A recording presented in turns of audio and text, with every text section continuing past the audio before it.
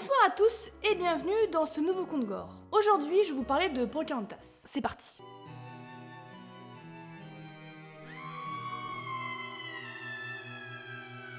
Pocahontas, c'est le genre de Disney que j'ai appris à aimer avec le temps. Parce que même si je trouvais Maiko et Grand-mère Feuillage assez cool, d'ailleurs quand je vois ça, je pense direct à Grand-mère Feuillage, je trouvais que ça manquait un peu de magie. C'était un tout petit peu trop terre à terre pour moi. Mais il faut dire qu'avec le temps, j'ai réussi à voir ses bons côtés. C'est poétique, original, et par certains points, ça se détache vraiment des autres Disney. Par exemple, dans l'épisode 1 et 2 de Pocahontas, parce que oui, il y a eu un 2, et il est un peu comme tous les deux de Disney, ils veulent le surfer sur la vague, mais il y a beaucoup moins d'efforts dedans, on sent qu'ils s'étaient pas trop motivés à le faire. En tout cas, ce qu'on peut voir, c'est que Pocahontas a tombé amoureuse de John Smith, puis de John Rolfe. Et oui, parce que Pocahontas a fait pas comme ses petites copines, c'est-à-dire épouser le premier prince venu, juste parce qu'il a retrouvé sa pompe. On n'épouse pas un homme qu'on ne connaît pas. Donc on peut dire grosso modo qu'ils sont pas mal débrouillés chez Disney. Par contre, niveau retransmission de faits réels, on n'y est pas du tout. Ça c'est sûr, ils se sont fait plaisir, mais ils ont raconté n'importe quoi. Bon, après, à leur décharge, il faut dire que la version historique n'est pas sûre non plus. Déjà parce qu'on n'a jamais la version de Pocahontas, et c'est toujours la version des personnes extérieures, et jamais des Amérindiens, bizarrement. Faut dire que les colons, ils ont quand même tout à gagner à enjoliver un peu l'histoire, pour se faire bien voir. En tout cas, voilà ce qui est dit. Pocahontas, de son vrai nom Matoaka, qui veut dire petite plume de neige, est la fille du chef Waisunakok, chef des tribus des Powhatan en Virginie.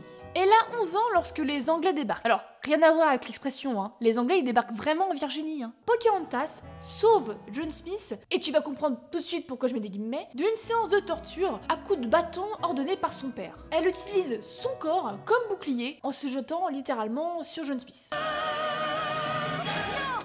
Si tu veux tuer cet homme, tu devras me tuer d'abord.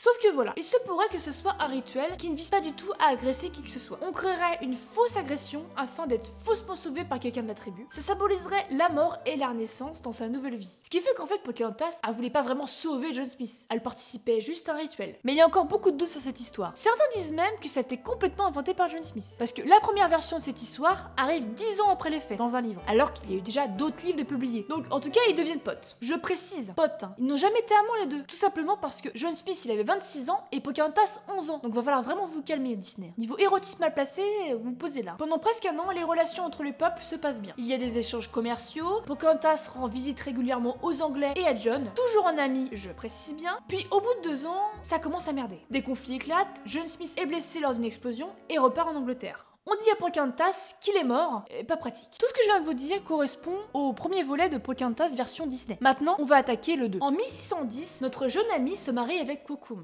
J'aime particulièrement son sourire. qui fait partie du clan de son père. Donc là, on pourrait croire qu'elle est tranquille. Pas du tout. Parce que voilà, un beau jour, Samuel Argall, un officier anglais, a eu la charmante idée d'aller kidnapper Pocahontas pour avoir une rançon. Parce que prendre leur terre, apparemment, c'était pas suffisant. Donc là, me demandez pas pourquoi, mais le père de Pocahontas ne donne que la moitié de la somme et demande à ce qu'elle soit bien traitée. Pourquoi pas tout? Je sais pas, peut-être que sa fille le saoulait et que la mettre en pension c'était trop cher, ou alors c'est encore les colons qui disent n'importe quoi, j'en sais rien. En tout cas, il profite de sa captivité pour lui inculquer la foi chrétienne. En 1613, elle rencontre le planteur de tabac, John Rolfe. Et voilà, encore un John. Ça va être pratique ça encore. Puis ils ont tous la même gueule, comme vous voulez que je m'y retrouve. Un an plus tard, le kidnappeur de Pocahontas, qui en a un peu marre de la garder j'imagine, débarque chez son père pour récupérer le reste de la thune. Parce que faudrait pas trop déconner quand même. Bien sûr, ça finit mal, des hommes sont tués, des villages sont détruits, la tribu Pocahontas réussit quand même à la récupérer. Sauf que, retournant de situation, elle lui dit que en fait elle est tombée amoureuse de John Rolfe et qu'elle veut l'épouser. Le syndrome de Stockholm, évidemment. Elle se fera baptiser, prendra le nom de Rebecca et épousera John Rolfe en 1614. 2 ans plus tard, Rebecca, alias Pocahontas, essaie de suivre, s'il te plaît, part en voyage à Londres avec son mari pour les affaires. Elle y sera présentée au roi James Ier, à la reine et à tout le beau monde. Et c'est là qu'elle retrouve John Smith, qui n'est pas du tout mort en fin de compte. Il paraît que sous le choc, elle n'a rien dit. John Smith. Ou alors elle s'en foutait complètement, c'est pas impossible. Et elle le surnomme père, car je le redis, ils ne sont pas du tout amants. Et en fait ça, le fait qu'elle l'appelle père, John, ça lui plaît pas du tout. Il est un petit peu susceptible. Du coup, elle lui a répondu comme ça, qu'après tout ce qu'il avait fait à son peuple, elle pouvait même l'appeler maman si elle le voulait. Bon ok, c'est pas exactement ce qu'elle a dit mot pour mot, mais vu que personne n'est vraiment sûr, je me dis que, vu comme elle est badass, c'est exactement ce qu'elle pense. Et c'est la dernière fois qu'ils se parleront. Ils se quitteront pas vraiment en très bon terme du coup. Au moment de son retour chez elle et son mari, elle tombe malade. et elle ne peut donc poursuivre le voyage. Elle meurt en Angleterre de la tuberculose à 22 ans. Donc on peut dire que Pocahontas, elle a eu une vie plutôt mouvementée, pleine d'aventures, mais pas forcément très sereine.